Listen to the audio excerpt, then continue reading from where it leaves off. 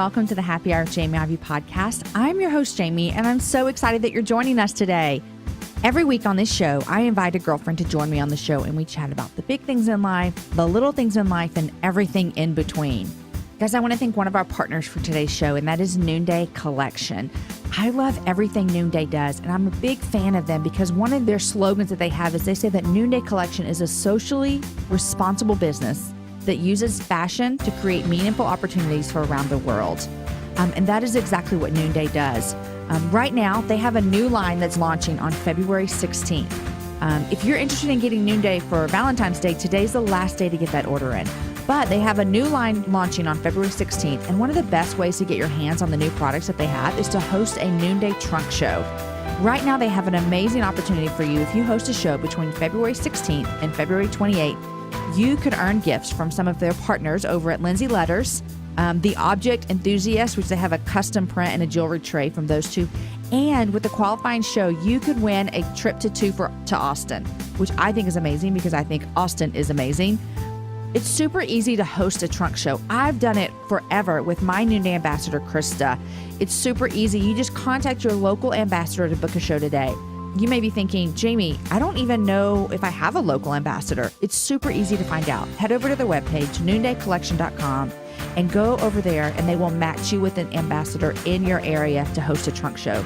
And hosting a show is super easy. Literally, you throw some drinks out and some chips, and then an amazing woman walks in and sets up all her jewelry, and you get to be a part of sharing the story of the women and men that created that jewelry to the people in your house. I've hosted shows, and it's a lot of fun, and it's a great way to earn free jewelry. So go to noondaycollection.com to check out their jewelry and to also check out hosting your own show. Guys, today, like I said, you're listening to episode number 126, and my guest is Sazan Hendrix. I was introduced to her via my friend Jessica Honegger when she told me that I had to watch this YouTube video of Sazan sharing about her faith.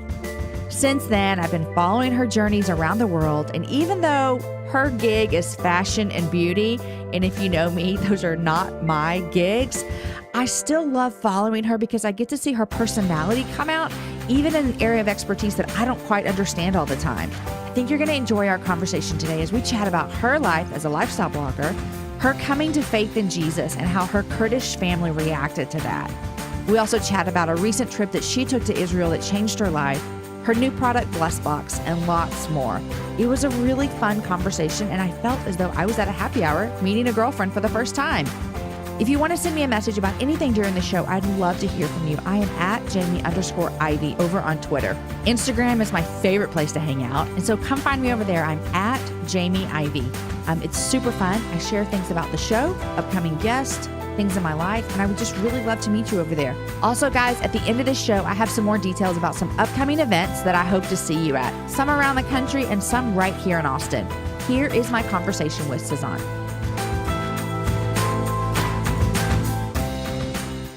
Hey, Sazan, welcome to the Happy Hour. Hi, Jamie. How's it going? It's good. I want to tell you that I'm super excited to have you on, and you are new to my world. You are not new to a lot of people's world, but to my world, but you're very new. But I have to tell you how I found out about you. Okay, you ready? Yes. My friend Jessica Honegger, who is the CEO and founder of Noonday Collection, which is here in Austin, she went out to an event in LA, and she came back and she said, you have to think about having this girl on your show. And it was you. And I said, okay, well, tell me more. And so she sent me a video that I watched called People Who Inspire with Shay. Oh, yeah, my good friend Shay. Yes. So I watched the whole video and I thought, I want them on my show. Aww. These women are amazing. And so that's how I learned about you, from that video. Oh my gosh, that is incredible. I mean, that video was such a personal video for me that I did with my friend Shay. So I didn't know how people were going to respond to that video. So the fact that it allowed us to connect and our paths have crossed, I mean, how cool is that? It's very, very cool. Sweet. But although you live in LA, you're a Texas girl.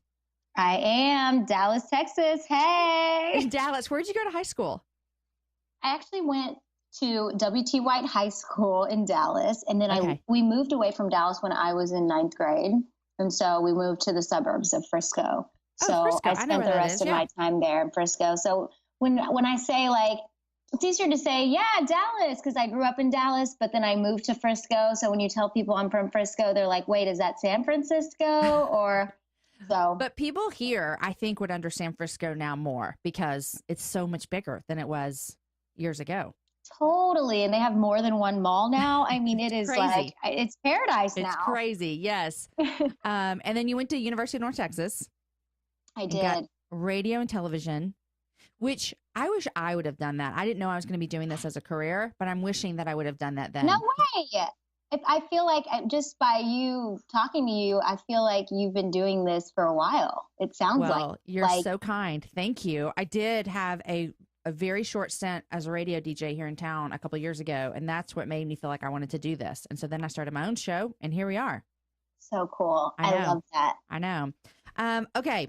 So there are so many things that I want to talk to you about. Literally, I have a list here with at least 7 things for 1 hour, but we'll see what happens. But first, I know more about you now because last night, as I was preparing for this interview and writing down things I wanted to chat with you, I got sucked into your YouTube channel. So I spent about 3 hours with you last night. So that's what I did.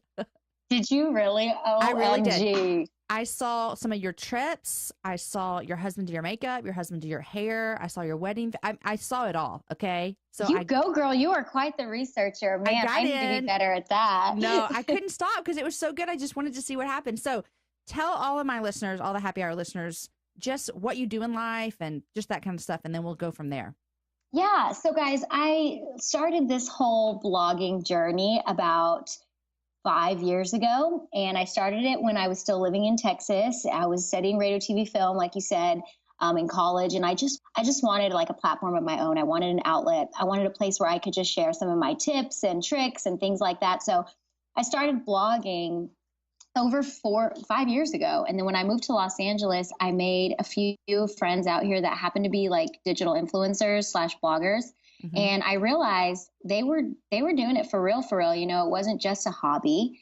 And I just was so amazed by it. And I thought, how in the world can you, at the time, make a career, full-time career, living in LA, you know, doing this whole internet thing? Like, it didn't seem realistic.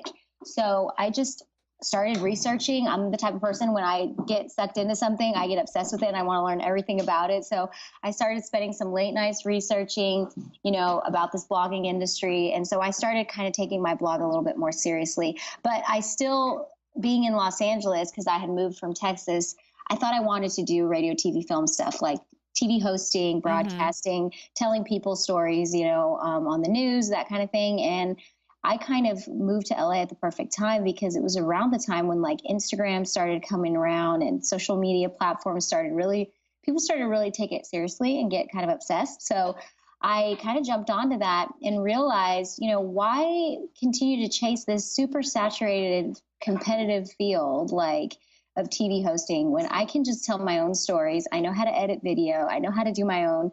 I know how to write my own blogs. Like, I can tell the stories how I want to tell them.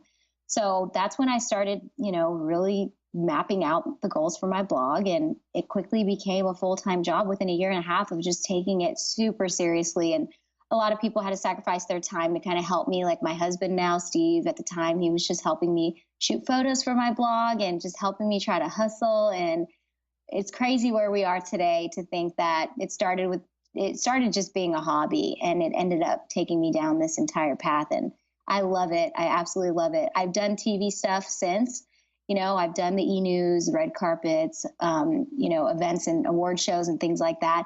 And what's so crazy is I always thought like that was my dream. But when I was in the moment doing those opportunities, I was so grateful. But what brought me there was my blog, and being so present in my blog and everything that I had created on my blog. It was so amazing, the feeling. It's like nothing compared to it. Like the whole TV hosting thing, I thought it would compare to it, but it really didn't. Like hosting kind of came second to my blog. So that was a really cool feeling that I got to experience out here. I think it's great that you moved out there. I mean, I think I read somewhere, or maybe you said it, that you asked your parents, hey, will you just support me for 6 months? Yeah. I'm going to move out here. And when you said that, I was like, and they said yes? Like, your parents were awesome. They were so incredible. Like I said, people who sacrifice, like them as well. I made a deal with them, and I was like, 6 months, guys, that's all I need. because I had moved straight out of college and I had my blog as a hobby. And I was like, I just need 6 months, and it took longer than that. But I started making a little bit enough money on my blog to where it was kind of getting me by. So that was really cool. And my parents, they saw how motivated I was and how driven I was. And I think that really, like, they didn't want to pull out because they just saw how like motivated and they believed in what I was doing. So I think that really kind of helped me get through it, because without support, it's really hard in this space. I mean, for sure. You just have days. I'm sure in any world, you don't have to be a digital influencer or an online celebrity. I mean, you have your ups and downs, and sometimes you hit a wall and you're like, what am I supposed to be doing with my life? Like, so it's nice to have that support for sure. Financially, Right. Emotionally, everything. I got really lucky. You have a lot of good support system around you. Now, I know that when some people are listening, they're going to be thinking to themselves, especially people who, I'm 38. So I think even like maybe 1 or 2 generations above me are going to be going, how in the world is a blog a job? Yeah. And I know that it is. And I know that everything you do is, because I have parts of my world too that my parents still look at me and go, you actually get paid to do that? And I'm like, I know, it's weird, right? Yeah. But explain to us, when you're talking about this, if you went out and you made a risk and you're driven for your blog, what does that actually mean that you were doing? Great question. I get asked that all the time. And honestly, my parents still ask me questions too. So it's so funny that you say that about yours. When I started out, the crazy thing is in this world, there's not if you do plan A, point A, you'll get to point B. And then if you do this correctly, you'll get to C. You're creating your A, you're creating the B, you're creating the C. And there's so many trials and tribulations in between. So I think what really separates the girls who are doing it as a full-time job, who are getting paid, those are the girls that literally commit every single day to it mentally. And you have to constantly be aware of what this industry, what it's all about, the newest tech, the newest app, the newest, like, what everybody's doing. But at the same time, you have to create your own path. So a typical day in my world basically looks like, well, now at least, since it really is my full-time job. My husband works with me full-time, and my sister-in-law as well. We also have my manager who works pretty hands-on. And then we have a lawyer and an accountant. So this is like kind of my little internal team. And then we have a photographer.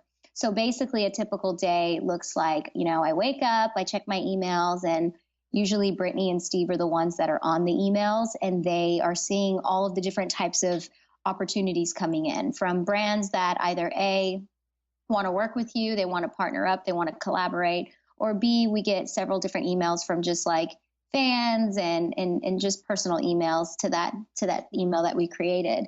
And so usually what they do is it's literally a 9-to-5 job. They're constantly going through these emails, communicating with brands on phone calls, going back and forth with me, asking me if these are types of partnerships that align with me and what I believe and what I like.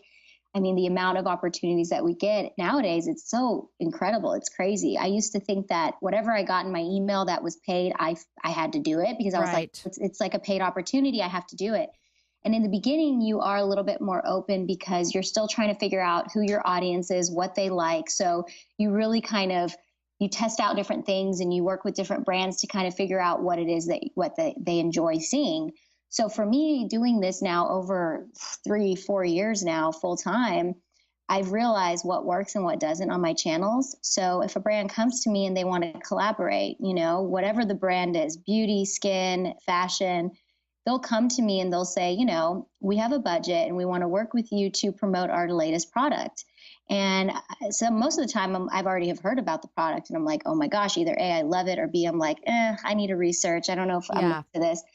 But this is a new wave of advertising is what I tell a lot of the older generations, like my parents.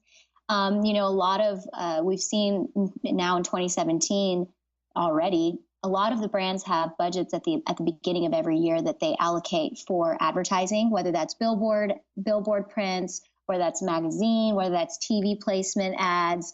So they've now created a whole new division of their advertising to digital influencers, to the internet world. So every year they have a budget for these different things, and a lot of them are pulling out of the billboards, and instead they're working with girls in the digital space. Yeah. They can see their ROI, their return of investment. They can see how many people actually saw the post, how many people engaged with it, what people were commenting, what they liked, versus driving by a billboard. You spend so much money on this billboard, but you don't know And you how get many nothing people, back. Yeah. Exactly. It's kind of like, it's a very old traditional way of media advertising. So now with the internet, everybody literally is on their phones all the time. You can walk into a restaurant and just count how many people are looking down at their phones. Everybody. Yeah, exactly. So because people's eyes are there, that's where they're starting to advertise. So it's a new wave of advertising is kind of how I explain it, but it's very exciting. It's so exciting. I get a little bit of that feedback too with podcast advertising. It's a whole new medium as well, because the radio, I mean, granted, I still listen to the radio every once in a while, but if I'm in my car, I'm listening to a podcast. If I'm on a walk, I'm listening to a podcast. And so that's the kind of, that's the road I've been crossing over the past 2 years too, is teaching advertisers that would normally advertise in this form of media, as in radio, that podcast is just this new thing. So I hear you on trying to tell people what you're doing.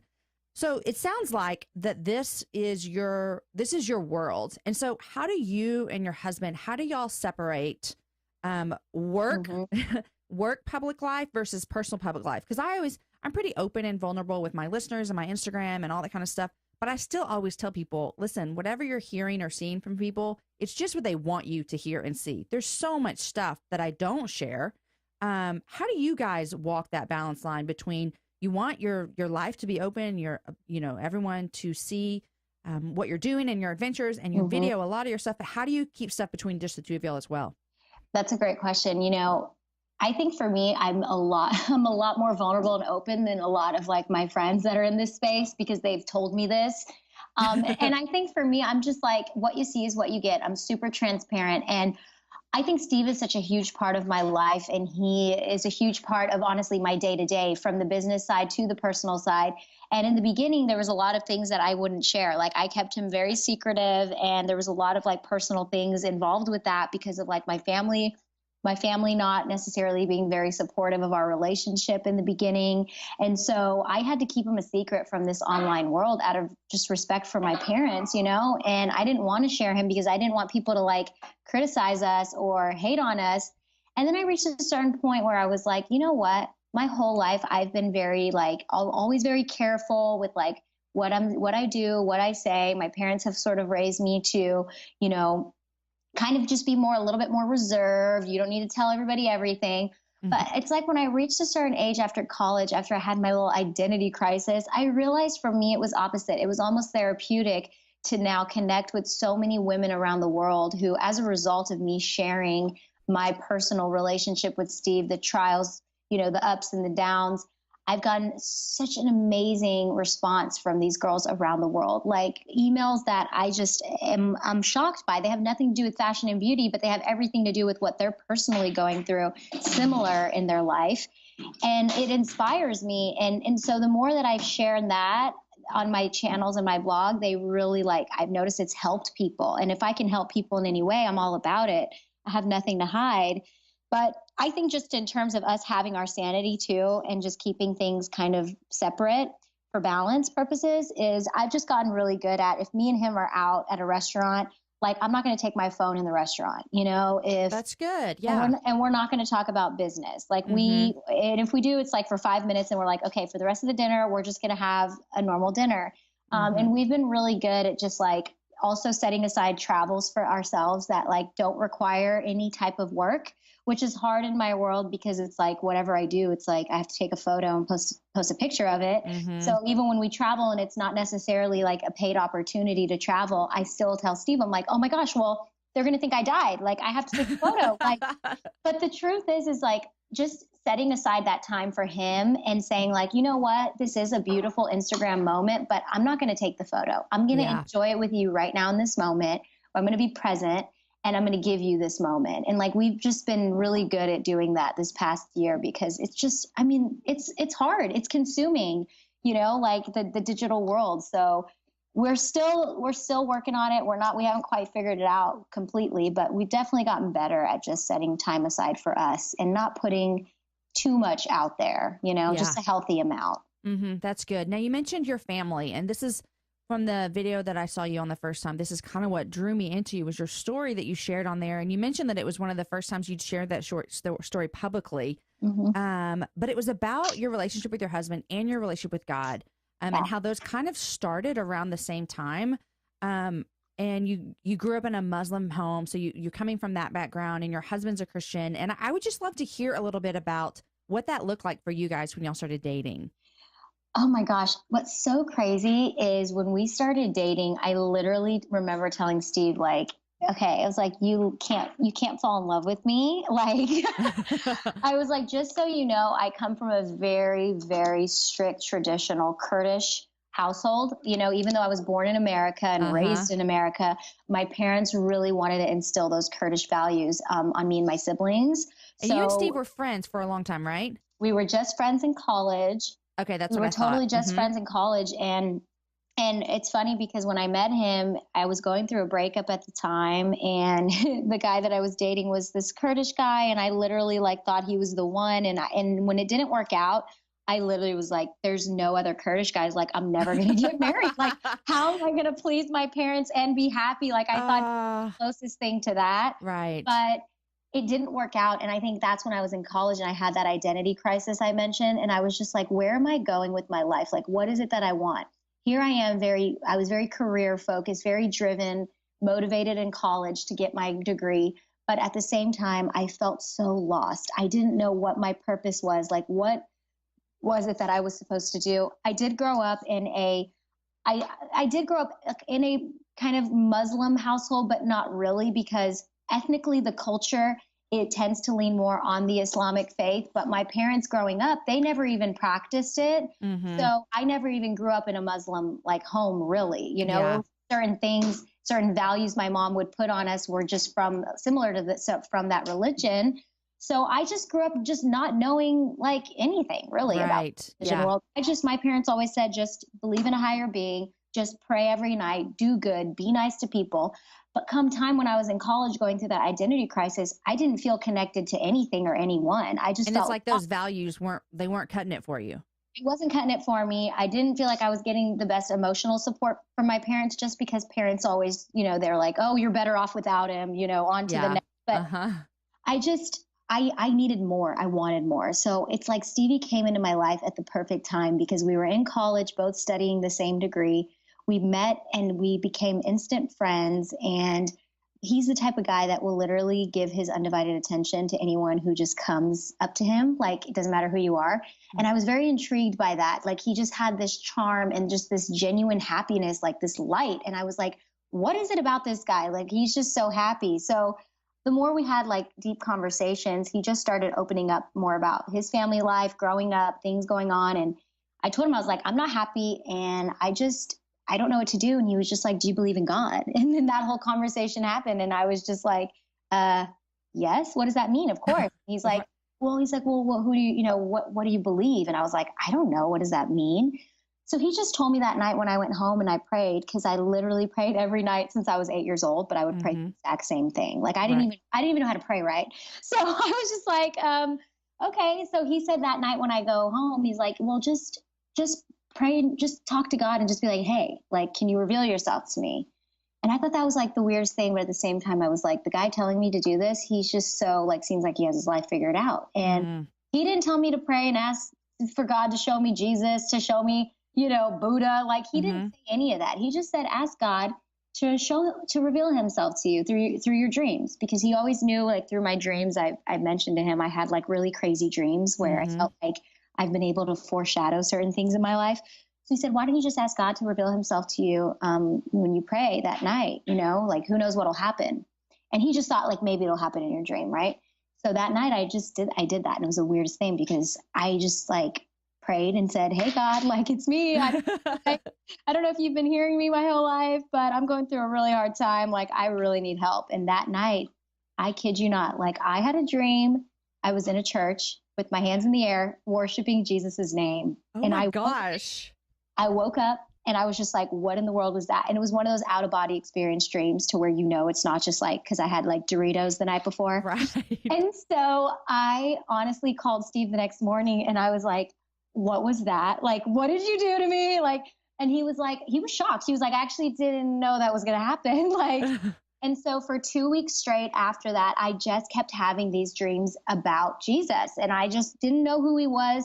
I never had opened myself up to him prior to that conversation when I prayed, because my parents were always just like, you don't want to ever, like, they were just kind of against me going down that path, and so for me, I always saw it as a no-no. Like, I could never walk into a church. I could never like watch the Christian channels. It just wasn't something my parents really encouraged. So I never did it. So when I had these dreams and I'm in a church and I'm worshiping his name, it's like, I'm just like, how did I even know what that was? You know what I mean? Because I didn't grow up really understanding that world. So it was such a God thing. And I quickly just like gave my life to the Lord, and here I am now. And it's just, God has had such a huge part in everything today. That's what's crazy, is if you really dig deep into some of those videos and posts on my channel and my blog, even though it is fashion and beauty related, God has had such a huge role in all of it, especially moving out to Los Angeles. I went from Texas to LA, and I was just like, oh my gosh, like, you can't even go down the street and ask if I can borrow sugar out here. Like, it's just a different world. It was just a different world, especially the neighborhood I was in Beverly Hills. It was just different than like Texas. And so I was homesick. So God really comforted me during that time, or else I would have moved home for sure. So, what's amazing is, even though you said that your family was not practicing Islam, I've heard so many stories about God revealing Jesus to Muslim people through their dreams. Yes. You're not the first person who's told me that. One of my really good friends, Josh, actually has told me that too, and so many others. And I think it's crazy, but it's crazy, insane. But I definitely, even my mom, like and my grandma, we have this like spiritual gift through our dreams. And a lot of like Middle Eastern women and even got men, they just, it's through the dreams. We have like these crazy prophetic dreams. So yeah, it's really, really crazy. So this happens in your life, this transformation, and now you are committing your life to the Lord and you're following Jesus and all of these new things. I would imagine that this was hard for you and your parents. Oh yeah. They were not happy about it. They were really like, and it's not that they hated Jesus, because even in the, in the Islamic faith, they love Jesus, they just don't believe he's the Son of God. So it's not like my parents were disgusted that I believed in Jesus. They were just like, what are you doing? Like, we didn't raise you to have we didn't raise you to be different than like all the other kids, or to be different than us. So like my parents wanted me to kind of be like them and how they were raised, because they thought I was going to essentially forget about my Kurdish values, which obviously isn't true. But, they had that fear as a parent that like, does this mean she's going to go down this path? And I think their biggest fear was, this means she's going to marry a Christian, and that's when they knew there's not very, there are some Kurdish Christians, but they knew in our world, the closest one would have been in my world in college. And they were worried. They feared. And that was kind of their worst nightmare, was if I was going to marry like a Christian, because then I would have kids that wouldn't know the language of Kurdish and all this stuff. That was a whole nother thing. And that was the reason why when I told them I was marrying Steve, they were just like they were more upset about that than the day I told them I became a Christian. Like, really?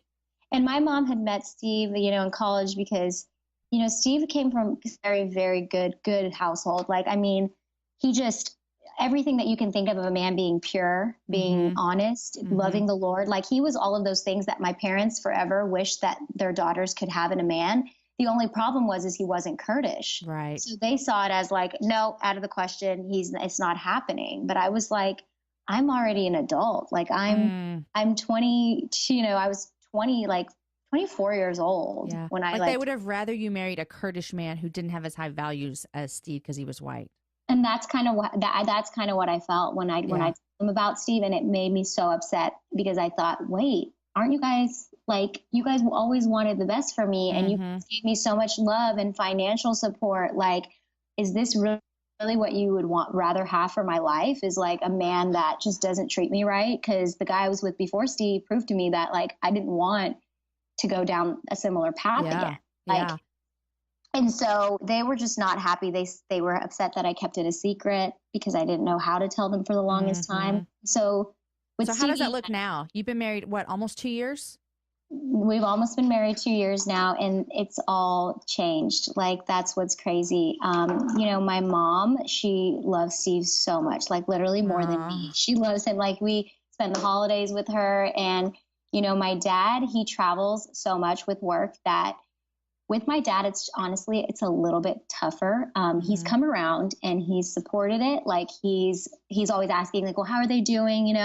But right now, my relationship with my dad it's just not really, there isn't really one. I mean, he's very much he's very kind of stubborn. And also I think he's healing from a lot of stuff because he spent his whole life, his identity for him was his culture and and so also me being in the public eye, all of the media outlets in Kurdistan, where we're from, Northern Iraq region, when I married Steve, all of these articles and news magazines came out that, like, Kurdish girl marries American, and this Are you isn't serious? common there. Yeah. Like, and so my dad being so respected back home, he's the one that had to deal with a lot of the people staring or people talking in the villages. I mean, Kurdistan, believe it or not, is pretty big, but it's also really small. And everybody knows everybody's business. Yeah. And my last name being Barzani, my maiden name, it's like a really respected name out there. It's probably the highest, most respected name in Kurdistan. So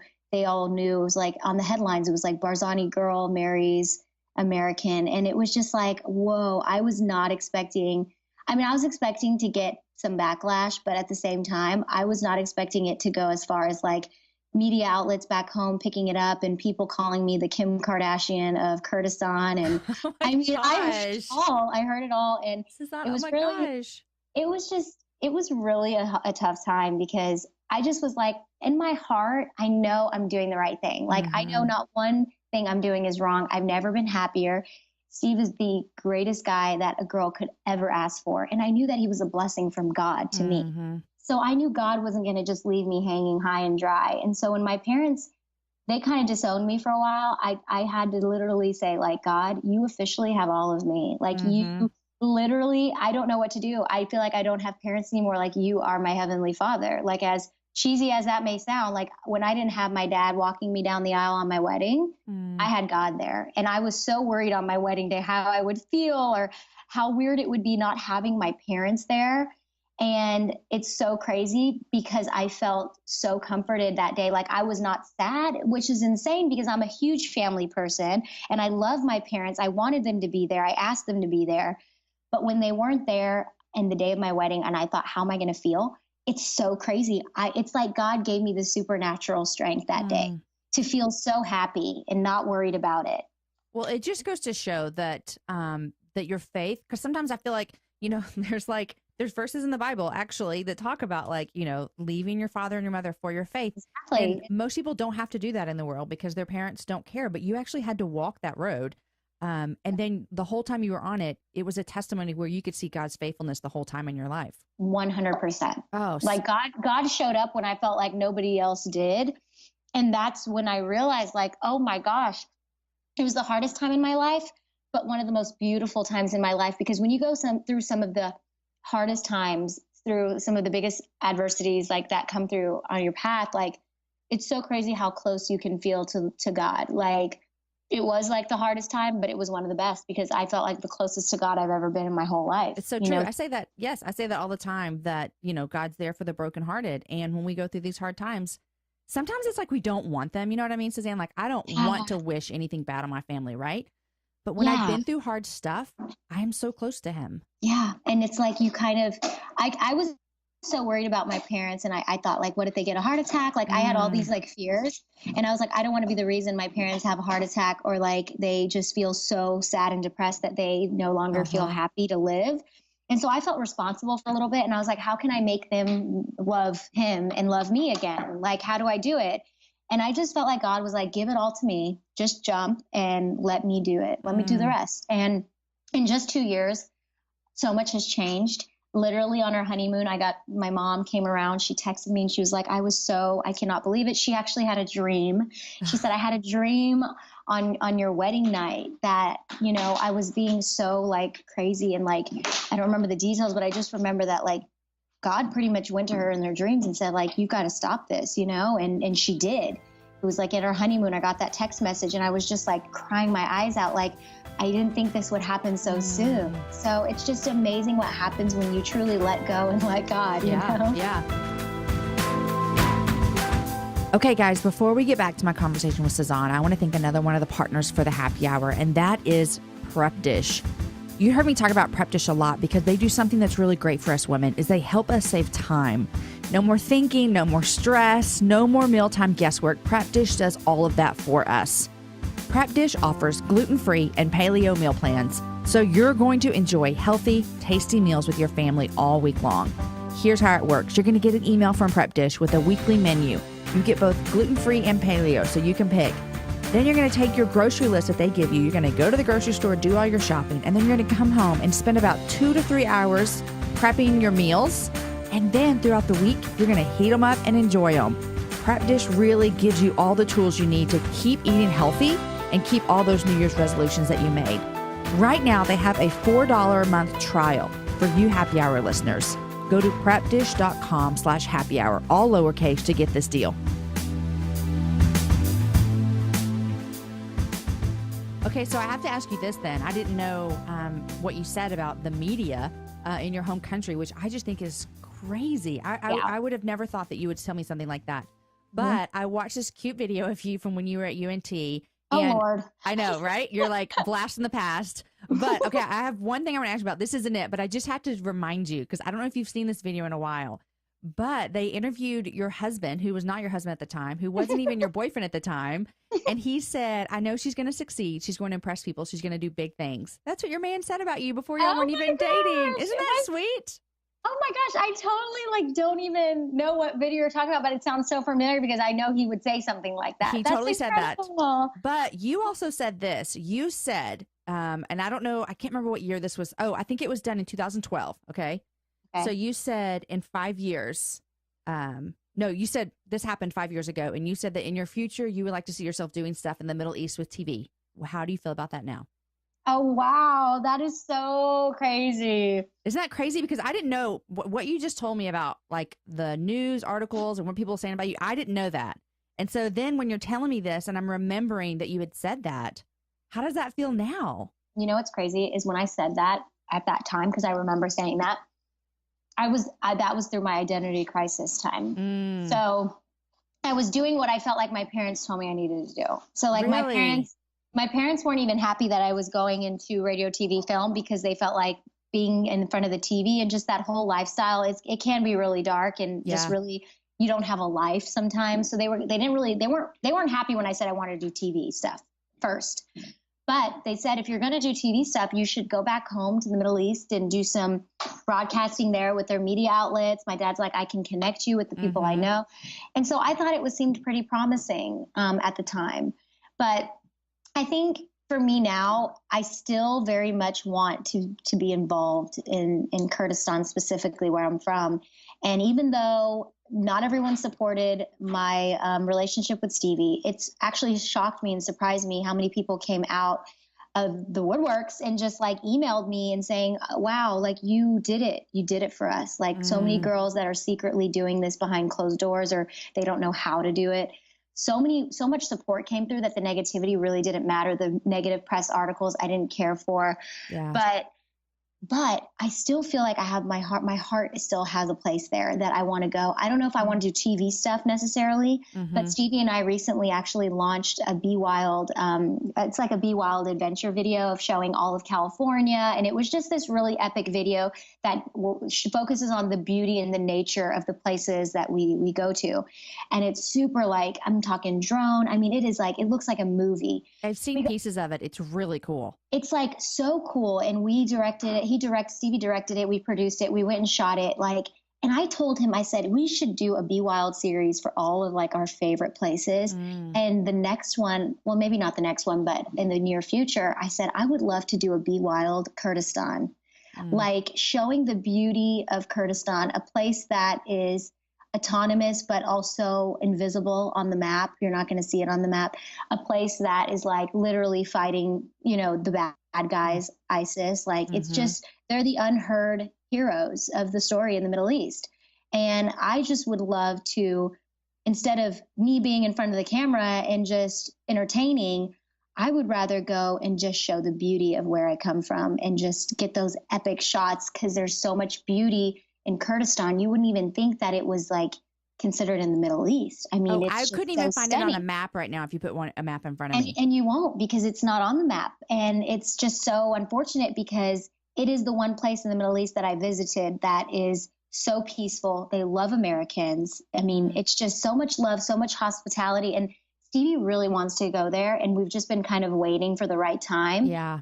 So it's almost like going back to that video. If I had to go back, like it would be probably just for a different reason now. And it would still be to showcase the beauty of it, and just trying to use my platform to show this beautiful place where I come from, you know? That's interesting to see that you said that you did that video during your identity crisis. And I could see now, after talking to you now for, 30 minutes or so, and then watching that and you mentioning what was happening in your world around those times, it could kind of make sense where you're like, I think I should say this to make my parents happy, and that'll be, everything will be okay then. Yeah. I love watching your travel adventures. I've been following you on Instagram since my friend Jessica introduced me to you. And you recently went to Israel. I have never been to Israel. Oh my gosh. I have friends that live there. And so it's high on my list. But you said you had a really great experience there. What happened when you guys were in Israel? Okay, first of all, when you go, you'll need to go with us, because we want to go back too. And we know like the most amazing tour guide. She's like incredible. But basically Israel was the most life-changing trip of my life ever. And I feel like I've traveled like to so many places. You have, yeah. What happened there? So Stevie and I, we have our friend who's also my photographer, John Volk. His dad has an amazing organization out there that basically because his dad is Jewish, but he's also Messianic. So what's it called? Together for Israel is what it's called. Okay. And one of my friends, Josh, he actually used to work for the Israeli consulate. So he actually has told me like they've brought several influencers and things like that. So it's probably like something different. But the touring company that we went on, it was just all family. Like they made it to where it was like family and friends. It was very like 49 of us, but we all knew each other. So it was really intimate. And what's crazy is John, my photographer, he shot my wedding, which was just such a God thing, because I paid for my own wedding and I didn't know who I wanted to take my photos. So John took my photos. I fell in love with him instantly. He became one of our best friends. And then through John, we heard that his dad does about 25 of these tours a year going to Israel. And so Stevie and I, last year, we said, we're going to have a busy year, but let's do something in 2016 for us that we like on our bucket list. And so on our bucket list was, we've always wanted to go to the Holy Land. Like we've always wanted to go to Israel. So we put that on there. And when John moved down here and told us about like how his dad has one coming up, we said, sign us up. We're going to go. So we signed up, and I was so excited for that trip. But I will tell you, I got so much hate from being there on social media. I was not expecting that kind of, I mean, from I know your followers from like so much hate. Like I lost so many followers. And the reason is because, it's such a sensitive subject when you talk about the Israeli-Palestinian conflict and like Palestinian territory and Israeli territory. So for me being this, I don't know if it had anything to do with being Kurdish, but some people felt like I was saying, because I tagged Israel in my location on my photos, I would say like, we just made it to Israel. People were so upset that I said the word Israel. A lot of like my fellow Middle Easterns, because they said, how could you, like, it's Palestinian, it's Palestine, it's not Israel. Like it's that whole, I see what you're saying. Yes. So now the whole argument. Yeah. Oh my gosh. So I see 500, 600 comments in an hour, just going back and forth, people fighting with each other. It's a war under a beautiful photo from a holy spot where Jesus stood. Like that's kind of my trip. My trip was, and I said this very publicly, I said, I'm not going on this trip to vlog it. I'm not going on this trip to strategically post outfit photos and things for my blog. This was seriously a spiritual trip that Stevie and I wanted to go on. And I just wanted to, and I was completely open to every single person I met there, to every single place that we saw. I was just open to it. And I just wanted to get to know Israel and get to know this place that has been here for 2,000 plus years and where Jesus has walked. I wanted to know I wanted to get to know Jesus on a deeper level. You know, that was kind of that's where I'm at in my walk. I wanted to go. And so I said that very publicly on my Instagram. And I said, you know, this is just a trip. And because I'm so open with my followers, I literally have not gone one day without posting something. I knew if I didn't post anything, they would think, oh my gosh, you died. She died. Yeah. Like I get emails. And so as we were going to these beautiful places, I would just share, like from the Dead Sea or shopping in the market to some of the holy spots where Jesus literally stood and where he healed people. And like, I felt it. And I would have these crazy experiences in that moment. So I wanted to like share what was on my heart. So I would share certain things at the end of the day of my trip. And just they couldn't get past the whole Israel Palestinian thing.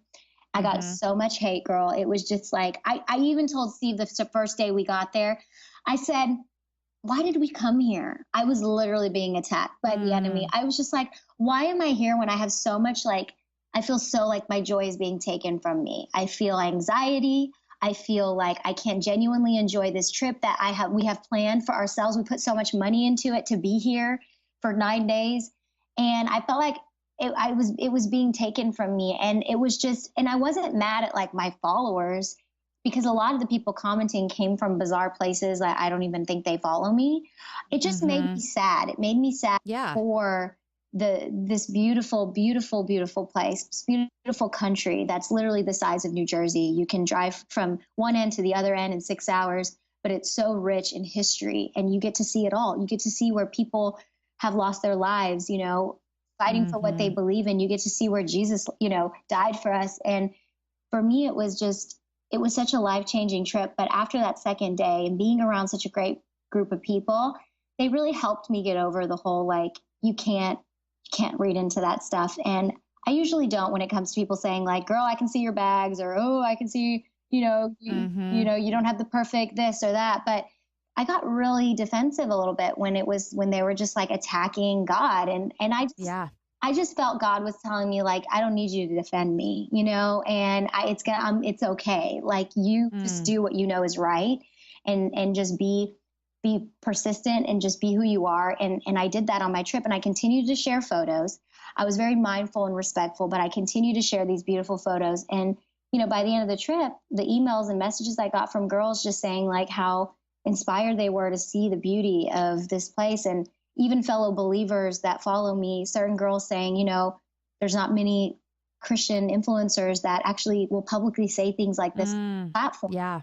Because it's just they always say, don't talk about politics and religion. You know, I've even had my manager tell me, you know, don't talk about politics and religion, but I wouldn't be where I am today if it wasn't for God. Like I can't, just like Stevie's a part of my brand, God's a part of my brand too. Like I can't not talk about things that inspire me. And it's like, God has a huge role in that. So I continue to like lift up his name, even during the dark times in my life. And I see so many girls really appreciating that. And so I want to continue doing that in a very mindful way and very respectful way. But the world needs more love, you know? So if I can help use my platform to do that, then I'll do it. Yeah. And I think it's really admirable of you to know that people are telling you, don't do this because it's going to hurt your career. For you to still say, actually, it's not worth it because this is who I am. And I think that's really good. And I think people will value that even when they don't understand it when you're doing that. Is what I have seen kind of happen in people's worlds, is that people will look and be like, maybe she shouldn't do that. But yet they go, actually, I admire her because she does that and she doesn't care. And so, yes, that makes me so happy to hear. Thank you. Yeah. Yes. Okay. I loved following your trips. And so everyone should follow you on Instagram because you post beautiful stuff. And do you have a video about eyebrows? I just need to know. Yes, I do. Okay. I need to find it because let me tell you, I got my eyebrows waxed yesterday and then I did a little Instagram story and everybody, all they said was, oh my gosh, what did you do to your eyebrows? And I am not a beauty person. Like I literally wear mascara, lip gloss, and eyeliner. I'm looking at this photo of you on my Skype. You look gorgeous. Hello. Well, I probably had my makeup done for that photo, but whatever. I'm a very minimalist, but every time I get my eyebrows waxed, she like does them and puts pencil on them and stuff. Oh. And everyone noticed. And so I was like, maybe I should start putting pencil on my eyebrows. Like maybe it does make a difference. A little goes a long way. I even pencil mine in just a little bit. It's so funny you said eyebrows because I just put up my eyebrow routine on my Instagram not even a week ago. It's like an Instagram video. So instead of digging through my YouTube channel, you can go on my Instagram and actually see it.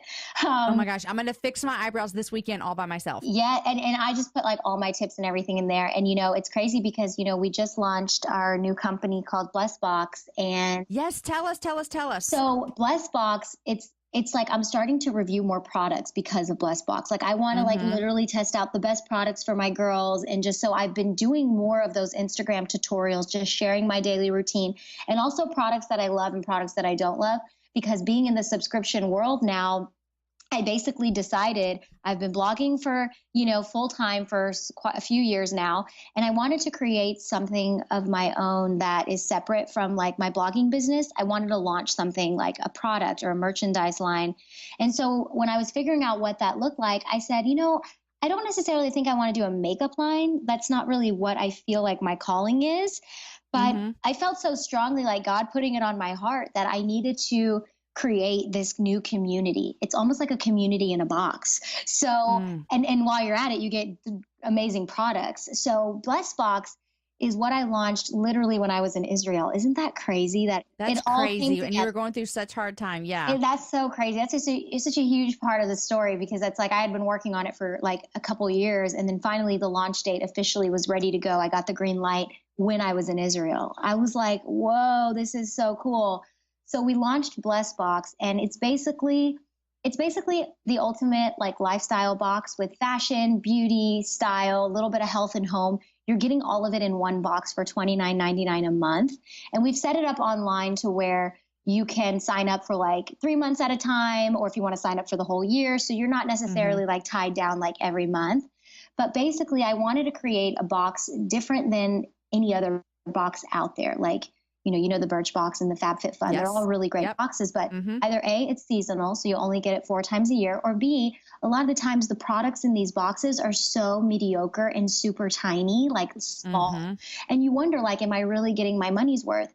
So being in the blogging world for 4 years, working directly with brands, having relationships with these brands and their marketing companies and everything like that, I've been able to literally think about my theme every month and saying like, well, this month, I think, this brand, Aveda, would be really great for the box because I've worked with them before and this product would work really well. And so I literally have Aveda's email. I know the exact person to email and I'm like, I want you to be in my box. And Aveda was in our first box and they gave us 4 products. We had so many other products. My favorite candle company was in the box and it was over like $160 box for $29.99. And so wait, all the products that I would get if I bought it were over $160 worth? Total. That's amazing. So you got a beanie, you got a candle, you got organic hot chocolate. So I always like to put like edible in the box.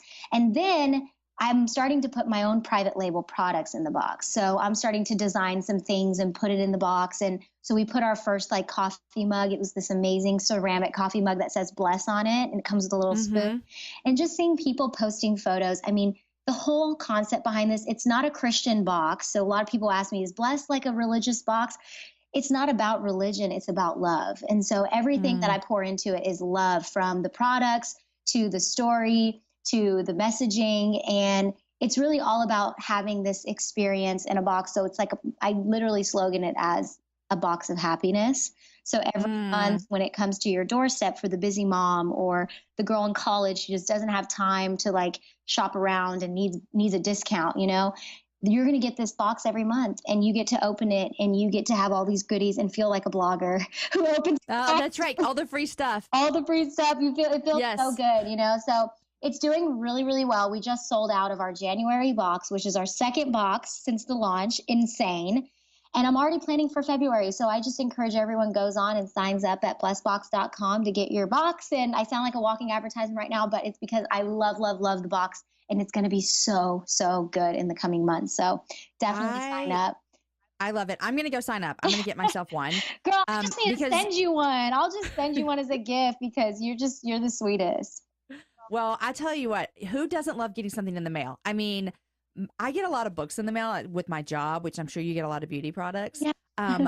But when I get fun stuff that I would not normally buy for myself, example, all of the beauty products and other kind of things like that, it just makes my day. So I think this is and these are great gift ideas too. If you have someone you want to buy a gift for, this is a cool gift because it's like the gift that keeps on giving. Oh, yes. You buy a 3-month package, you know? Totally good for a gift. And it's like Christmas every month when you get every day. Every month is Christmas. Yes. Okay, so we end every show with 3 things you're loving and what you're reading. What are 3 things you're loving right now? 3 things I'm loving right now. It's going to be totally random. Okay, I love random. 3 things I'm currently loving right now is I absolutely love Downton Abbey. I've never watched it. Okay, girl, it's like been over. The show has ended 6 seasons. I just got into it with Steve and I. Like, that's our thing every night. We'll watch it. We'll have our Downton Abbey night. And so we just started season 1. I'm obsessed. So Downton Abbey, that's my number 1, getting into shows. I'm no longer a loser. I watch TV. And then the second thing is I have recently been really, really obsessed with like brown matte lipsticks. So it's not like a specific one, but like I never thought I would like the color brown on my lips. I always thought like that does not go with my dark skin tone, but the color brown is really in and it's really hot even this season. So brown, I think brown lip colors are my thing. And then the third thing is I'm really into cycling, like indoor cycling. Everyone who knows me knows that I can't ride an actual bike. I literally don't know how to ride a real bike. It's actually embarrassing. I don't know how to ride a real bike, but I'm like front row in my indoor cycling class. And little does my instructor I love cycling too. It's the best. Like you're just in your zone. You're not going to clip out. You're not going to fall over. You can just go as fast as you can and just zone out. Those are my favorites. Or as slow as you can, like me. Or as slow as you can on the resistance, girl. You know? Whatever. Yeah. Whatever. Yeah. If I were to get on a bike like they do in the outside and your feet are literally stuck to the pedals, I would have an anxiety attack. Of just the thought that I might not be able to get my foot out. Yeah, that's actually in the beginning. You kind of freak out a little bit, but you know what you can do? Just take your foot out of it and leave the shoe and the pedal. Yes, that's what I do in indoor. And but I'm saying if I was outside and that would happen to me, I would on a real bike. Oh no, that would be on a real bike. I know. Honestly, I say I can't ride a bike because I never wanted to learn growing up. And then in college, when they tried to teach me, a friend tried to teach me, it was like a big boy bike. And I was like, I kept falling over. So I was like, I don't care for it. But since doing indoor cycling, I think I'm ready for a big girl bike. I think I'm going to. You need to go on one of your travels. You need to do a bike tour. I know, but what if I literally fall over on the bike? I'm like, yeah, you might want to practice. You might want to go out and get some practice. Yeah, that's good motivation. Yes. I've done bike tours in a couple cities, and it is the way to see the city. But you definitely want to practice on that bike before you get out there. Oh my gosh, that's a good one. I need to do that ASAP. Yes. Sazan, this has been such a joy to chat with you today. I loved hearing your story. I've loved following you online for a while, and so it's good to put a voice to the face and all these things. And so thanks for joining me today on the Happy Hour. You're so amazing, Jamie. Seriously. Like, I'm just looking at your photos. I'm talking to you. And I'm like, I literally need to get your Instagram and I need to follow you and I need to keep up because this is so fun. You found a new fan in me. I'm obsessed with your podcast. You're so sweet. You're so sweet. Well, I've been emailing with Brittany. That's right, Brittany? Yes. Email. She's so nice. She's sitting right next to me. She's doing amazing. Yes. She says you're amazing, Brittany. And she's going to email you. You need to email her a bless box. And yes, it's going to be great. Look at all this fun stuff. Okay. Well, I hope you have a great rest of your week. Do you have any travels coming up soon that we need to know about? I'm going to Colorado for my sister's bachelorette party tomorrow. So okay. Other than that, and I got some things coming up with Maybelline where I'm going to go back to Colorado, going to go to Aspen and do a fun skiing trip. But other than that, I'm here in LA. So if you're ever here, let's hang. Well, if next time you're in Austin, because that's where I live, we can have coffee or something. I know. We're so close when you come down here. I'm always there because that's where Stevie's family is. So we will definitely have to make it happen. I'm serious. Get together. Okay. Well, thanks for coming on the show. Thank you so much, Jamie. I appreciate it. Have a great day. Bye, guys. Hey, guys. I told y'all that was going to be a fun conversation with Sazan. I seriously was really excited to meet her because I've been following her on social media forever. And from that very first video, when I saw her talk about coming to know Jesus, I knew that I was excited to hear that story for myself and let you hear that story from her as well. Also, what a testimony she had as to what it meant to literally forsake your mother and father for the gospel. All the links that we talked about, plus the videos I mentioned of hers, will be in the show notes. Visit those at jamieivey.com. Guys, I also want to thank Ravel for partnering with us at this show for The Heart of Marriage by Don Camp. The best marriages are not perfect. If you're married, you know that to be true. Marriage is about walking together through all of life's ups and downs, its challenges and triumphs. Collecting true stories from some of today's best writers, Don Camp invites you to reflect on the heart of marriage. With beautiful photographs and poignant prose, This collection is perfect for the good days, the hard days, and all the days in between. With stories from Crystal Payne, Lisa Jo Baker, Alexander Kirkendall, Holly Girth, Shanti Fieldhand, Renee Swoop, Richard Paul Evans, Kristen Welch, Mo Isom, and so many more. You're going to love this book, The Heart of Marriage by Dawn Camp. You can find it on Amazon or Barnes & Noble. All right, guys, I told you I was going to tell you where I'm going to be over the next couple of weeks. First of all, if you're listening to this on February 1st, tomorrow night, I'm actually teaming up with Polished Austin, and we're doing an event downtown Austin that's going to be so much fun. If you're here in Austin for the IF Gathering and you want to come, check out their webpage because there might still be some tickets left. As I said, this weekend I'm going to be at the IF Gathering, and if any of you are coming in, I would love it if you stopped and said hi. I love meeting listeners. Coming up at the beginning of March, I'll be in California for the Restore Women's Conference in Orange County, and they do still have tickets available. So if you want to come and join me plus other fabulous speakers, go to restorewomensconference.com. And guys, my most favorite thing is happening in March as well, and it is my happy hour live, and that happens at my house. It's one of the best things I get to do all year. This event is sponsored by Noonday Collection, Pine Cove, West Rock Coffee, and Bristol Lane Flowers. You're going to get a fabulous meal that is going to be provided and cooked by my man, Aaron Ivey. We have drinks for you. We have dessert. We have a live happy hour show with fabulous guests each night. Plus, you get a goodie bag to take home. Plus, we always have the opportunity to buy merchandise that's only available at these shows. I would really love to see you guys there, and tickets are almost gone for one of these nights. So go check it out. You can go to jamieivey.com/events and check out to see if you can possibly make it to that show or any of the other things I've got going on. The Happy Hour Live takes place on March 10th and 11th at my house. Today's show was edited by Logan Garza, and the music is from Jason Poe. Next week, my guest is Sally Clarkson, and Sally has written lots of books on mothering and creating a space for your children to be safe and loved in your home. But it is her most recent book that she co-authored with her son Nathan that we discussed on this show. It's called Different, and I was able to read it last fall, and I absolutely adored it. It is for all of us mamas that are parenting out-of-the-box kids. You're going to really love our conversation. Hey guys, also don't forget that this Friday is a happy half hour. We do these every other Friday, and it's 30 minutes where I bring a guest back that you've already heard from and already loved. And it's just a really fun time to get to know them a little bit more. This week, my friend Deborah Parker joins me, and you're going to love our conversation about all the things that she's got going on and her passion for the next generation of women that are coming up behind us. So tune in there on Friday. Guys, enjoy your week. I hope you get to come to one of my events soon. And share the show with a girlfriend. I meet you all the time, and you say, I told all my friends about it. So thank you, thank you, thank you. Continue doing that. Share the show with a girlfriend and have a happy hour with a friend. I'll see you guys next week.